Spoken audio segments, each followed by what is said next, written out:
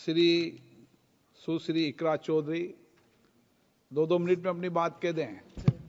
माननीय धन्यवाद अध्यक्ष जी। आज मैं 2025 के वित्त विधेयक पर अपने विचार रखने के लिए खड़ी हूँ। सरकार इस बजट को जन कल्याणकारी बता रही है, लेकिन क्या ये वास्तव में गरीबों, किसानों, श्रमिकों और मध्यम वर्ग के हितों की रक्षा करता है? क्या ये युवाओं को रोजगार देगा? क्या महंगाई में राहत देगा? लगातार हम पढ़ते आ रहे हैं कि भारत की जीडीपी पिछले 10 वर्षों में दोगुनी हो गई है और हम जापान और जर्मनी को पीछे छोड़ते हुए 27 तक दुनिया की तीसरी सबसे बड़ी अर्थव्यवस्था बनने के ओर अग्रसर है। लेकिन यह उपलब्धि तब फीकी पड़ जाती है जब हम प्रति व्यक्ति जीडीपी के आंकड़ों को देखते हैं, जिसमें भारत विश्व स्तर पर 100 से अधिक देशों से पीछे है। 23-24 के लिए स्थिर कीमतों पर प्रति व्यक्ति जीडीपी केवल 1,24,600 रुपए है। ये कोई आश्चर्य की बात नहीं कि सरकार इस डेटा पर बात करने से बचती है, क्योंकि वे ये नहीं समझा सकते कि पूरे देश की जीवन स्तर में वृद्धि क्यों नहीं हो रही।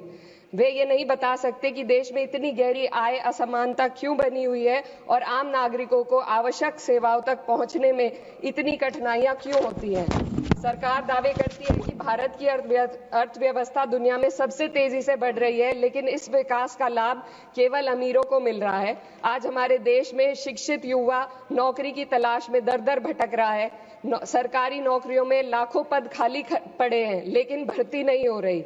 निजी क्षेत्र में भी नौकरियों की संख्या घटती जा रही है। उधर देश की शीर्ष 1% अमीरों के पास 40% से अधिक संपत्ति है, जबकि करोड़ों लोग 2 वक्त की रोटी के लिए संघर्ष कर रहे हैं। यह आर्थिक असमानता लगातार बढ़ रही है क्योंकि सरकार की नीतियां बड़े उद्योगपतियों को फायदा पहुंचाने के लिए बनाई जा रही है, जबकि गरीबों और मध्यम वर्ग को महंगाई और टैक्स के बोझ तले दाबा जा रहा है।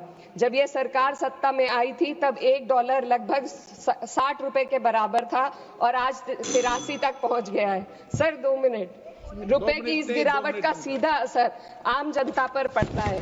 इस सरकार की मौजूदा वित्तीय नीतियां पूरी तरीके से अमीरों के पक्ष में झुकी हुई है।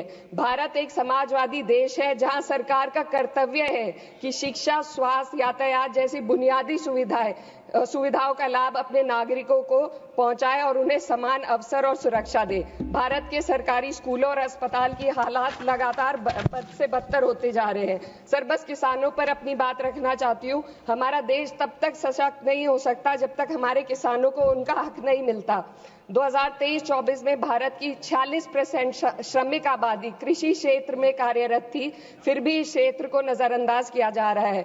सरकार किसानों की आय दुगनी करने का वादा करती है, लेकिन असलियत यह है कि खेती की लागत बढ़ रही है, जबकि किसानों की आमदनी स्थिर बनी हुई है। ट्रैक्टर और हार्वेस्टिंग मशीनों पर 12% जीएसटी में सर 1 मिनट सर, किसानों का मुद्दा है, बस 1 मिनट सर, खत्म कर लें।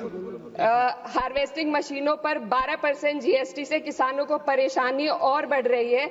यदि सरकार इस बोझ को कम कर दे तो खेती में फायदा होगा। साथ ही साथ प्रधानमंत्री किसान सम्मान निधि के तहत जो मिलने वाली राशि है उसको बढ़ाकर 6,000 से 12,000 कर दे तो किसानों की आय में फायदा होगा।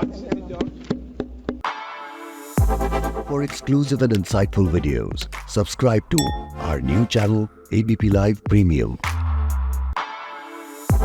For exclusive and insightful videos, subscribe to our new channel ABP Live Premium.